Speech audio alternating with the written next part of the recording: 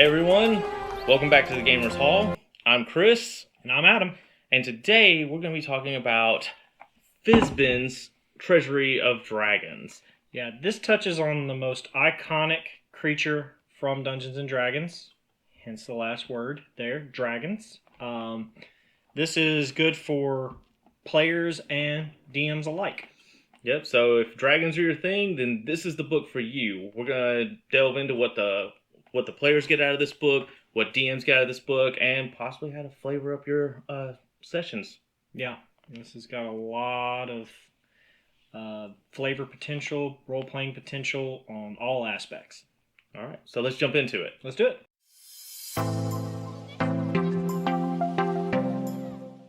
All right, so right now we're going to jump into player options. Mm-hmm.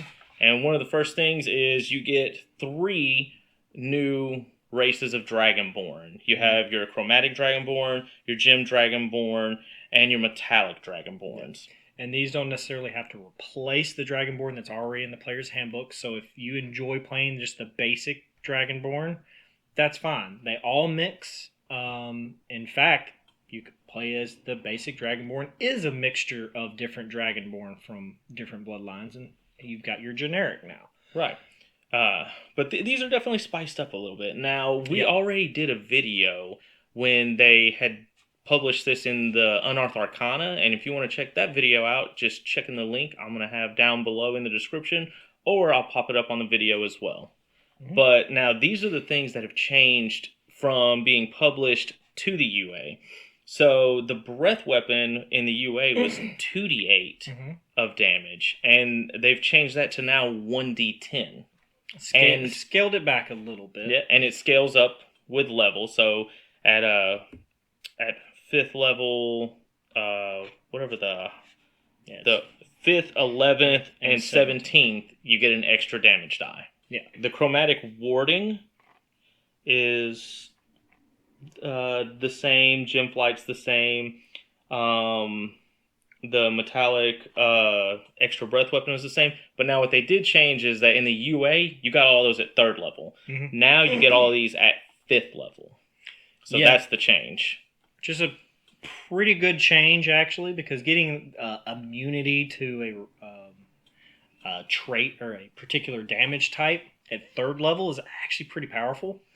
Then you also had flight from the Gem Dragons, the extra Dragon's Breath for the Metallics. Yeah, so that's a good thing. Make them get to at least 5th level before you start getting powerful abilities, because at 5th level, that's when things really start to pick up in D&D. And 3rd level, that would balance a Dragonborn character a little bit too much, or overbalance them. Not balance them, but overbalance them. Yep. But, I mean, other than that, I mean, everything else is pretty much the same. Those are the changes. Mm-hmm.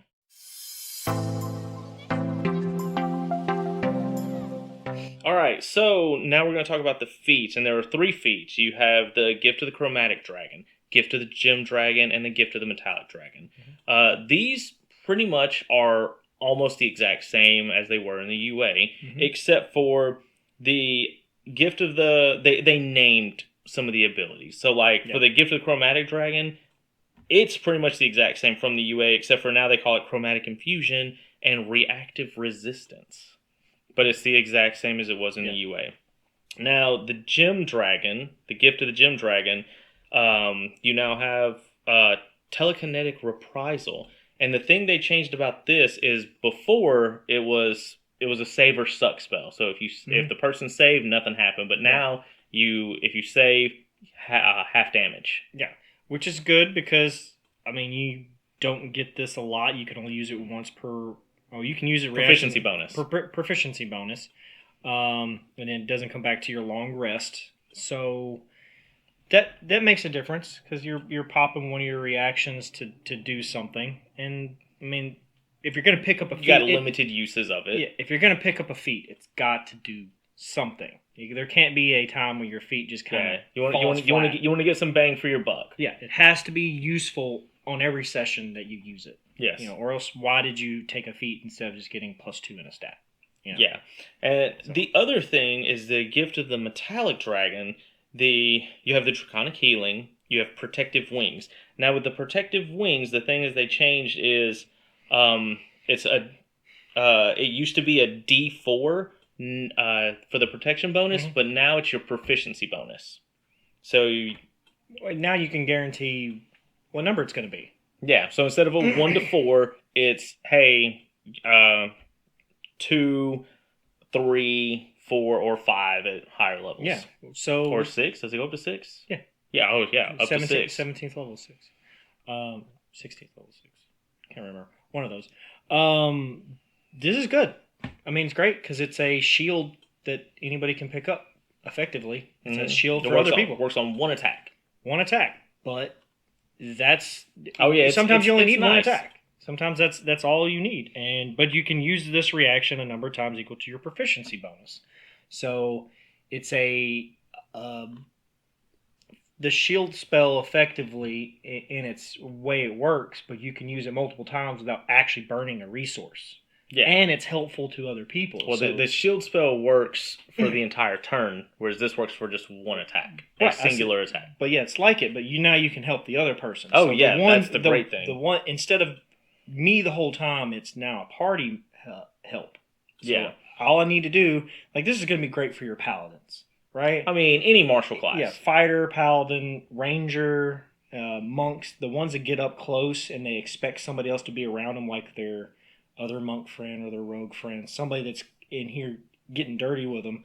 No, I'm going to keep you alive because you're the one doing the damage while I take the hits. Yeah, or, I mean, if you're a caster and you're trying not to get hit, it's nice to bump your AC up for that one hit so you don't have to worry about making a concentration check, or you just don't have to, if you're, a wizard or a sorcerer, you don't have to pop that shield spell. Yeah, a great supportive role, especially for bards and artificers that like to get close but not too close so they can stay in the mix of things and be right there. You can sit back to back with your fighter buddy and going, okay, here's that big hit, I'm going to stop that. Yeah. It's pretty good. It's great. It's a good change, good addition. Yeah. So let's talk about the pros and cons of the races and these feats. Okay. So I honestly think, I really like what they did with the Dragonborn. I like that they feel more draconic-like and their the way their breath weapons are. The fact that you can replace an attack in the attack action with the breath weapon is awesome. And if you're the metallic, once you hit 5th level, you can do 2 breath weapons in one round, which is pretty amazing. It's pretty good. But I don't like that whether you're metallic or gem or chromatic, it is set. So if you're chromatic, it's doing the cone, or if you're metallic, it's doing chrome. Metallic does cone. Chromatic does lines. Yes, and gem do cone as well. I think it would have been nice if you could have, at character creation, you could have chose whether you wanted line or cone. Well, I agree with you mostly. But I think that the reason they kind of did that is because in the original Dragonborn, depending on what bloodline you took, their breath mimicked exactly what that dragon would be. Right. Right. And in this one, they went, well, now you're just a subset of the chromatic or whatever. So we're just going to pick one that fits close. But really, you're gaining a whole lot more advantage with these new Dragonborn over what you did with the old ones. So especially it's kind of like the gem dragons. They have the odd damage types. So it's the psychic, radiant, necrotic, which is people don't understand when those off type resistances show up a lot more than most people expect. Yes, I like them. I think they're a good addition to the game. The nice add. They don't feel like they're too strong compared to all the other older races. Their 5th level ability is probably a little bit better bump than the other ones you used to get, like the Drow. The ones that gain stuff at certain levels. Yeah. This won't have a little more use, but that's okay. It obviously shows that Wizards is trying to make things better and give more use. Might be a little bit of power creep, but I don't think it's that much. Nothing that would affect a normal game of players. I just like it if they could have given you the option to do a line or cone, because I could see people being like, oh, their chromatic is going to be a line, their metallic it's going to be a cone.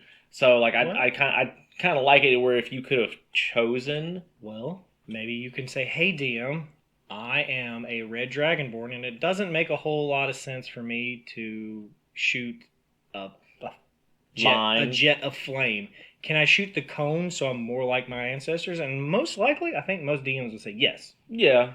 You can, but that is it. For the rest of the game, you are stuck in that mode. You'll never ever be able to change unless you have some other weird thing that happens to you. But I think that would be cool. Or, it would have been cool if they gave like a magic item that allowed you to do line or cone. yeah, Some just offhand magic item. A feat specifically that allows them Dragonborn to manipulate their breath weapon in certain ways. I mean, they've already done that with other racial or other races with racial feats that specifically target them, and they played around with that. Why not do it for this one? Yep. And one thing I also think is a big positive is with these new races is that they all get an extra racial ability. Yeah. So it's just a little something extra that says like, hey, I'm a Dragonborn. Mm-hmm. It's or if dragon follows in my bloodline, I get these extra little abilities. It's a nice bump for the race. I agree. It really does make them feel like what they're supposed to be. Dragonborn. Talk about the feats.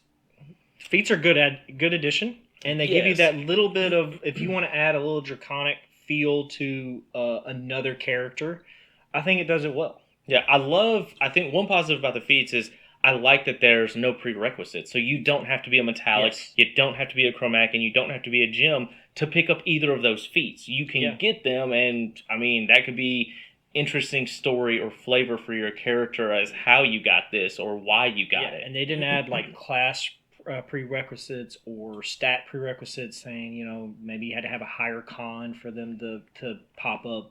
Or something like that.